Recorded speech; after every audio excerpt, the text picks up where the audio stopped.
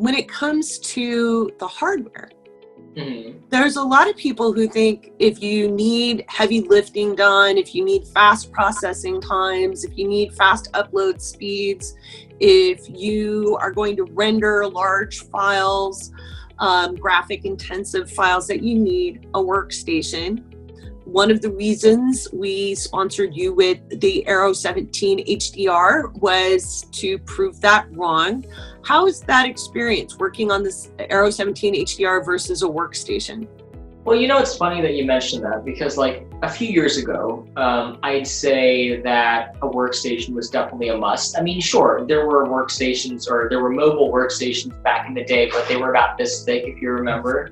I think people in the industry fondly would call them bricks, because they were kind of like bricks. Whereas I was extremely surprised when you guys showed me the AERO 17, and I looked at the horsepower under the hood, and it was nice, and it was nice and sturdy, but at the same time it was thin. I could carry it everywhere and not break my back.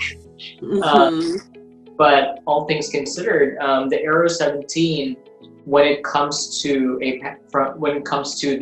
power, the speed, and the operating system, the graphics card, and everything in between, it's practically a workstation. It's practically a PC that's geared towards making the types of work that you would do in studio, and it's very much capable of doing that. So how much multitasking do you do on it? Do you just run one program at a time, or are you running multiple programs, and how's the performance? Definitely not one program at a time. Like at one given point, I could be using Nuke, but I also have Maya running in the background because I'm importing and exporting, sending stuff between Maya and Nuke. And then every now and then I'd also have Premiere open because I'm also exporting something from Premiere to bring into Nuke. So the answer is no. It's definitely multitasking at its best, and not just on simple software. They're fairly heavy software to use, and because it has the version that I have at least has 64 gigs of RAM, I'm definitely able to do that in ease, and for that I'm very happy.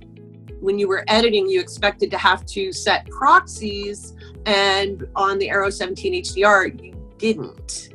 No, that's correct. When I gave the footage to my editor, he had to, I forgot what he was working on. I don't want to be too specific for political reasons. Right, but absolutely. when he was using a different computer, he had to make proxies for a lot of the 4K footage. And when I had it, when I grabbed it, actually not just that, but when I was also doing my my micro short, which was also shot 4K, it was kind of a pain trying to edit it because it would lag every single point. My feedback wasn't live. But when I finally opened those on the AERO 17, everything just was buttery smooth. Didn't have to do proxies. In fact, when I opened my editor's files from his previous device, I had to delete the proxies because the proxies were almost just making it lag further. It was not necessary. And right now, as you can see, I've got, my computer went to sleep. I've got my timeline right here, and right now I'm just like importing them straight out as they are without even bothering to recompress them or make proxies. And if I can show you, I can click press, and everything's running in real time. Just stay away from there. Here, let me kind of show that.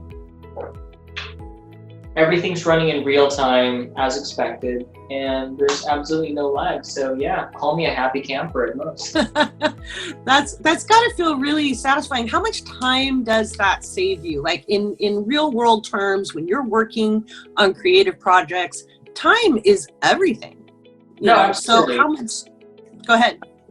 It's not even about saving time, it's also saving yourself the frustration of having to just leave your desk because you're buffering and it's stuck. And when you're editing, sometimes if you're editing like an action-packed sequence, like every frame, every second counts. And if you're not able to see live feedback, it's detrimental to your process. Whereas here, I know exactly where I need to cut down to the micro level because it plays pretty smoothly. So I know that, okay, so when she hits this exact portion, you get the other reverse, and it's fairly easy to kind of like go back and forth and being able to see where your edit for scene A ends that goes into your scene B. You get the idea.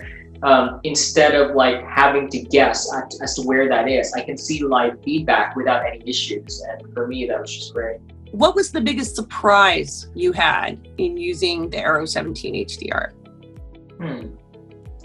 I don't think there was just one single surprise. I think it was a myriad of surprises. I think one of the things that I ended up doing was I was doing a little promo for one of our current projects, and I needed a pretty large image. So I was running Maya with Arnold at the time, with when they just released their new version of Arnold. I think this was about 3 months ago, if I'm not mistaken.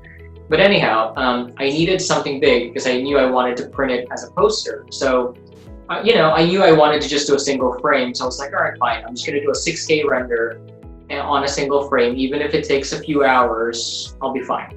So I click render, I step away, and it's done 30 minutes later. And I'm like, it's done in 30 minutes? That's pretty surprising, because when you're working on, or when you're rendering something fairly large, even on an HD frame, sometimes that could be 30 minutes. So the fact that it took 30 minutes on a 6K frame was fairly surprising for me. Although I will caveat by saying, like rendering is dependent on many different variables. In this case, it was a medium-sized scene with a fair amount of lights. So it was still fairly complex to a degree. But again, just the fact that I was able to render a 6K frame in 30 so minutes was kind of cool. How has working with the AERO 17 HDR helped make this project happen or move forward or flow?